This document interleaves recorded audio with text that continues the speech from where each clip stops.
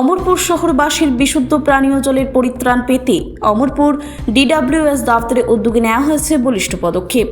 অমরপুর মহাশ্মশানস্থিত এলাকায় গোমতী নদীর উপর তৈরি করা সবচাইতে গুরুত্বপূর্ণ ওয়াটার প্লান্ট বিশদ পরিসরে পুনরায় পুনরুদ্ধার করা হবে।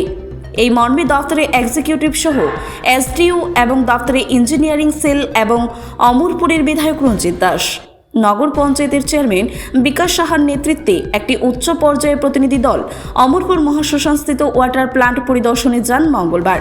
পরিদর্শন শেষে অমরপুরের বিধায়ক রঞ্জিত দাস তিনি জানান, অমরপুরের সবচাইতে গুরুত্বপূর্ণ এবং সবচাইতে বড় ওয়াটার প্লান্ট এটি। তিনি আরও বলেন, একটা সময় নদীর গর্ভে এটি নির্মাণ করা হয়েছিল।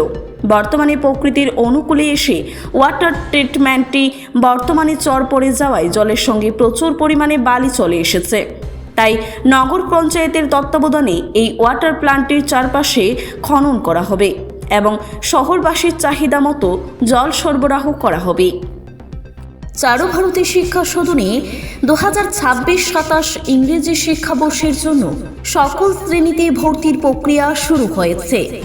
নগর পঞ্চায়েতে সবচেয়ে বড় প্ল্যান্ট আমাদের ওয়াটার ট্রিটমেন্ট প্ল্যান্ট। এটা একটা সময় যখন এই ওয়াটার ট্রিটমেন্টটা হয় তখন নদীর মাঝখানে করা হয়েছিল। তো প্রকৃতির নিয়ম অনুযায়ী নদী তার গতি পরিবর্তন হয়, কিন্তু এখানে এদিকে আস্তে আস্তে চর পড়াতে বালি জমাতে এখানে এই ওয়াটার ট্রিটমেন্ট প্ল্যান্টটা যে জল এখানে ঢুকে সে জল ঢোকা এখন বালু পড়ে বন্ধ হয়ে যাচ্ছে। তো আজকে আমাদের ডিডব্লিউএসের এক্সিকিউটিভ ইঞ্জিনিয়ার এসডি সাহেব, নগর পঞ্চায়েতের মাননীয় চেয়ারম্যান এবং আমাদের নগর পঞ্চায়েতের ডেপুটি এক্সিকিউটিভ সহ যারা এখানে আধিকারিক রয়েছে তাদেরকে এটা সরজমিনে দেখা হয়েছে যে কীভাবে এই নদীর গতিটাকে এদিক দিয়ে নিয়ে যাতে এই প্ল্যান্টটা যাতে বন্ধ না হয়ে যায় তার জন্য এখানে আসা হয়েছে এবং ইঞ্জিনিয়াররা তা দেখেছেন, দেখে তারা একটা পরিকল্পনা করবে।